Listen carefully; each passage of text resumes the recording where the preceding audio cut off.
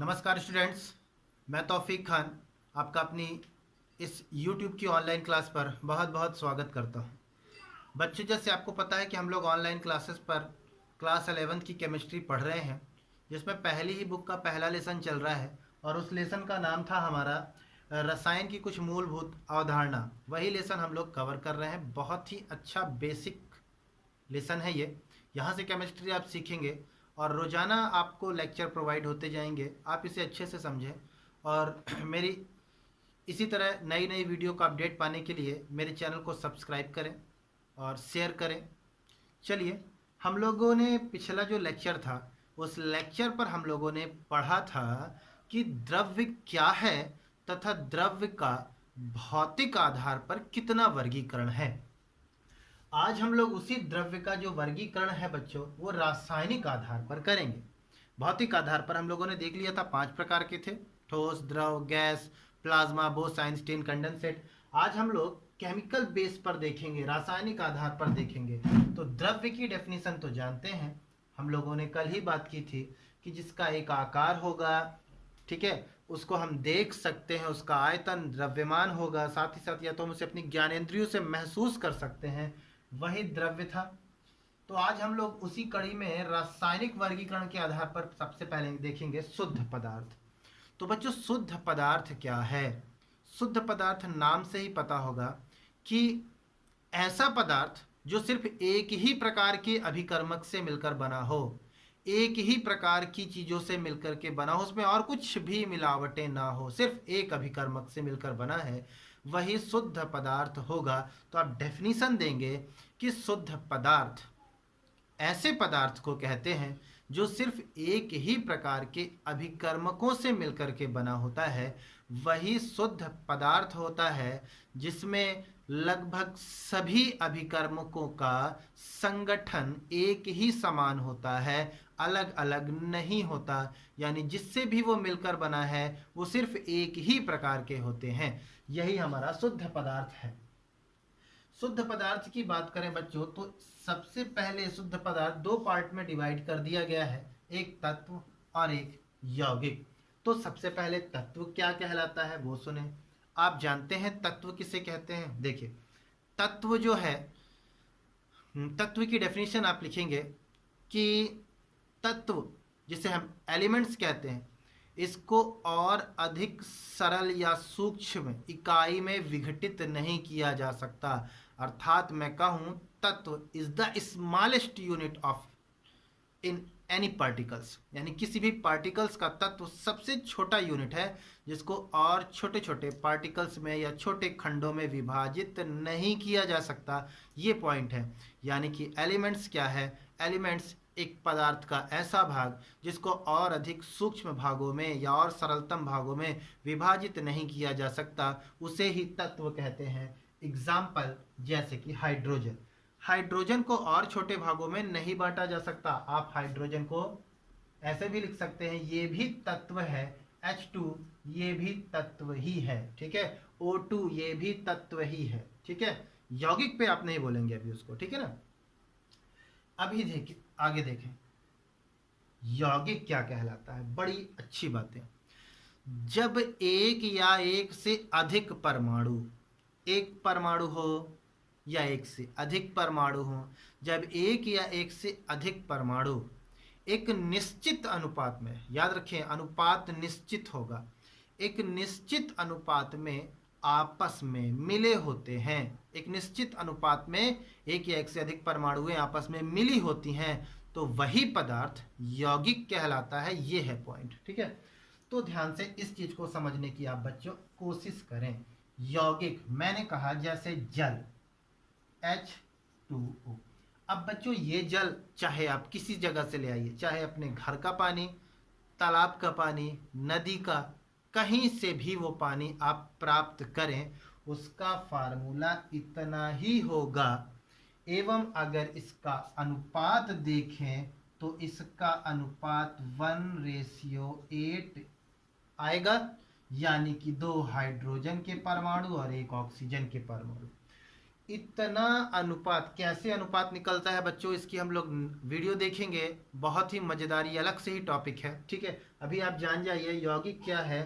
पदार्थ का, ठीक है, यौगिक किसको बोलते हैं? जब एक या एक से अधिक तत्व आपस में एक निश्चित अनुपात में, अनुपात निश्चित होगा, निश्चित अनुपात में संयोग करते हैं तो बनने वाला जो पदार्थ है वही यौगिक कहलाता है। उदाहरण जल, नमक। ठीक है, आगे बढ़ते हैं बच्चों। तत्व को दो भागों में क्लासिफाइड किया गया है। तत्व दो प्रकार से देखने को मिलते हैं, जैसे धातु और अधातु। आपको पता है धातु क्या है? ठीक है, ऐसा तत्व जो इलेक्ट्रॉनों को त्याग कर धनायन बनाता है उसे ही धातु कहते हैं, जैसे सोडियम, मैग्नीशियम आदि। ये सारे एलिमेंट्स जो हैं इलेक्ट्रॉनों को त्यागते हैं और धनायन बनाते हैं। धातु की बच्चों ये भी विशेषता होती है कि जो धातुएं होती हैं वो आघातवर्धनी होती है। यदि आप उसमें चोट देंगे तो वो चपट जाती हैं, चिपक जाती हैं, टूटती नहीं, अर्थात उसमें भंगुरता का गुण नहीं होता, चोट देने पर बिखरते नहीं हैं। और साथ ही साथ धातुओं में तन्यता पाई जाती है, तन्य होती हैं। साथ ही साथ जो धातुएं होती हैं वो धातुओं में एक विशेष प्रकार की ध्वनि निकलती है। जैसे आपने देखा होगा स्कूल में घंटा लगा होता है लोहे का, उसमें हम हथौड़ी से पीटते हैं तो एक साउंड निकलता है, तो वही बात है। तो धातु में आप एस ब्लॉक के एलिमेंट्स रख सकते हैं। ठीक है, हाइड वो लिथियम, सोडियम, एल्यूमिनियम, आयरन जो भी हैं, ठीक है, आप जानते हैं। अधातु किसको बोलते हैं? अधातु हम बोलते हैं बच्चों ऐसा एलिमेंट्स या ऐसा तत्व जो इलेक्ट्रॉनों को ग्रहण करके ऋणायन बनाता है, उसे ही अधातु कहते हैं। बहुत ही अच्छी बात है ये। साथ ही साथ इसके गुणों की बात करें तो इसमें तन्यता, खिंचाव नहीं होता, साथ ही साथ भंगुर प्रकृति के हैं। यदि इसको आप ठोकें, मारें तो ये छोटे छोटे पार्टिकल्स में बिखर जाते हैं। इनमें कोई विशेष प्रकार की ध्वनि नहीं निकलती। यही कुछ इसके गुण हैं। साथ ही साथ अधातु के अंतर्गत आप जैसे एग्जाम्पल लेना चाहें तो आप ले सकते हैं, जैसे कि आयोडीन ले लीजिए, ब्रोमीन ले लीजिए, ऑक्सीजन ले लीजिए, कार्बन ले लीजिए। ठीक है, ये आपको अधातु की श्रेणी पर मिलेंगे। इसके अलावा इसको एक और पार्टिकल्स में बांटा जा सकता है, उसे हम लोग उपधातु कहते हैं। उपधातु में लिख भी देता हूं। उपधातु का मतलब बच्चों ऐसा तत्व जो धातु और अधातु दोनों का गुण दर्शाता है, या ऐसा तत्व जो धातु और धातु के बीच का गुण दर्शाता है, उपधातु कहलाता है। जैसे आर्सेनिक, बिस्मिथ, एंटीमनी इत्यादि। ठीक है, तो ये पार्ट्स बच्चों हम लोगों ने कवर किया। उम्मीद है आपको ये बातें बहुत अच्छे से समझ में आई होगी।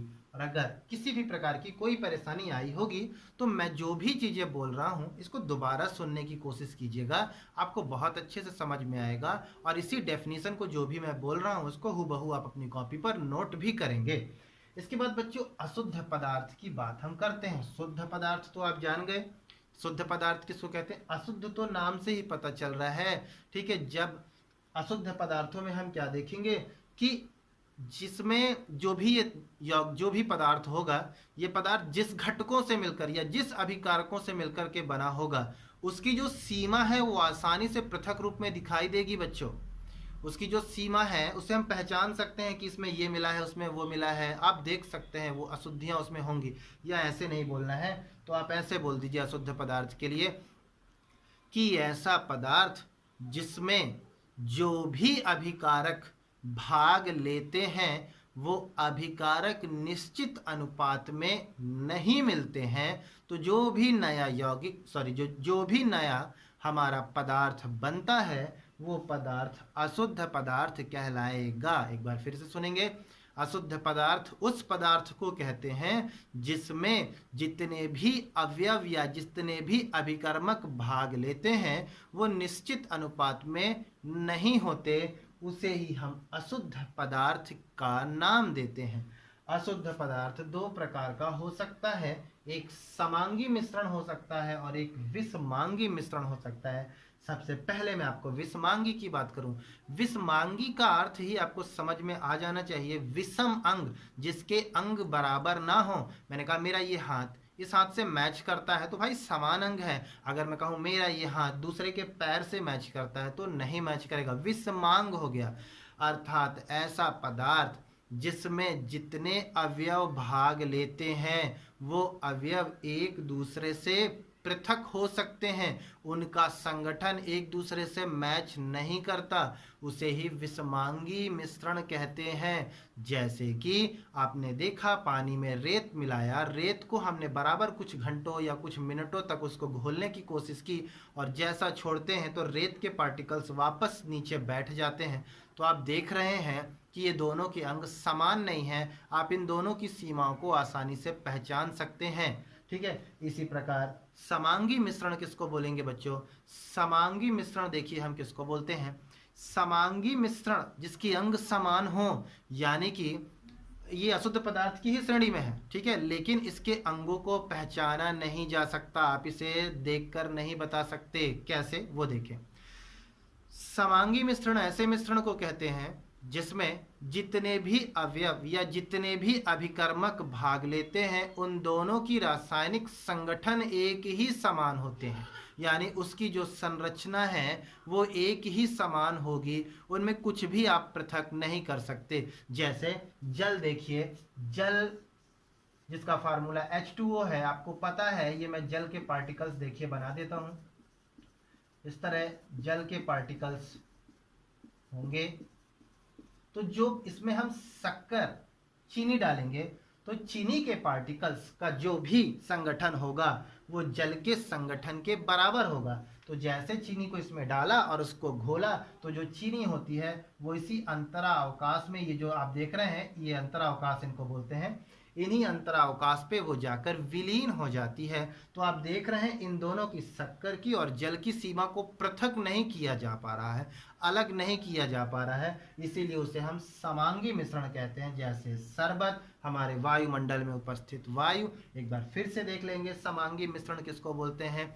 समांगी मिश्रण ऐसे मिश्रण को कहते हैं जिसमें भाग लेने वाले पार्टिकल्स, भाग लेने वाले अभिकर्मक का जो रासायनिक संगठन, रासायनिक संरचना जो होती है वो लगभग समान होती है, जिसके कारण दोनों पार्टिकल्स की सीमाओं को पृथक नहीं किया जा सकता। ऐसे ही मिश्रण को समांगी मिश्रण कहते हैं। तो उम्मीद है बच्चों मेरी क्लास आपको समझ में आई होगी। धन्यवाद।